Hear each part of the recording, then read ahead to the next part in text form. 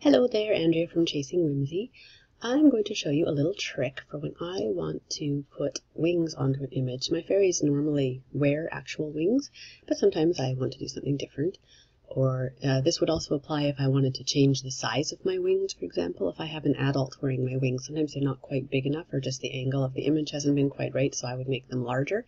But I just want to show you a little trick that I do when I want to tuck something in behind easily to make it so you don't have all these crazy edges to work with. So with this girl, this is my daughter, I'm going to actually add in these wings to her. These are wings that I got from DeviantArt, a fellow by the name of Wolverine who makes lovely wings.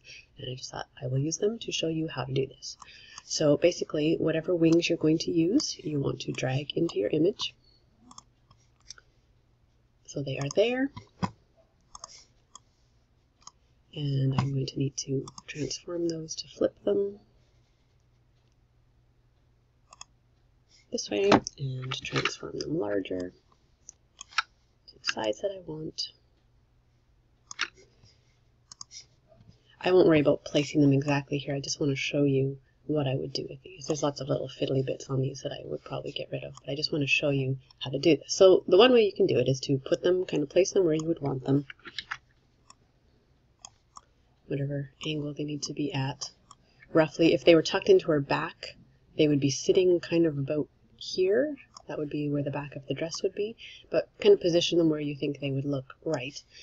Now, what you could do is apply a mask to that layer, and then you go along and you just erase, up to the edge of the arm or whatever you need to have erased around them, right? But then you have to be going in and being really, really fiddly, zooming back and forth, to make sure that you have them exactly right, which is fine to do it that way.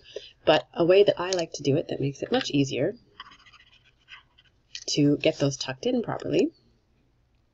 I'm just going to delete that mask and show you my little trick. So I'm going to turn those wings off.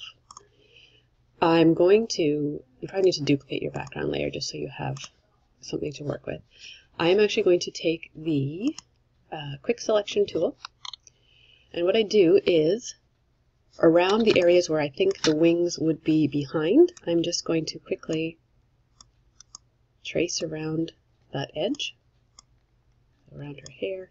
You never know exactly where it's going to fall, and it doesn't have to be a very big area, just enough to be like the edge of her arm and wherever else you think those wings may fall. If they're really huge, you may need to go down in the dress. And you don't have to go over very far, you just want enough of that edge where the hair or wherever the arm is going to be.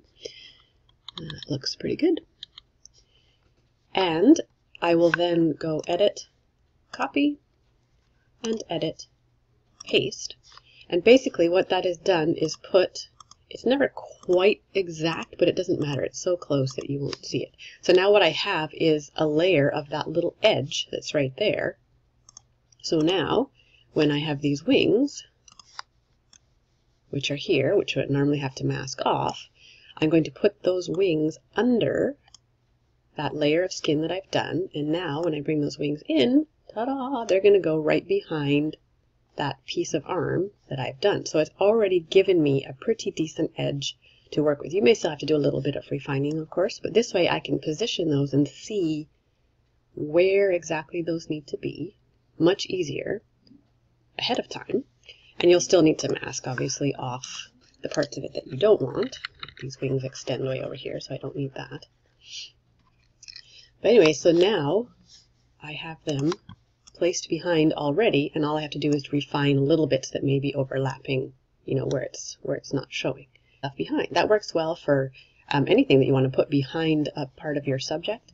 Just copy a little section of an edge there with that tool, copy it to a new layer, and then drop whatever you're trying to put in behind there. There's your tip of the day.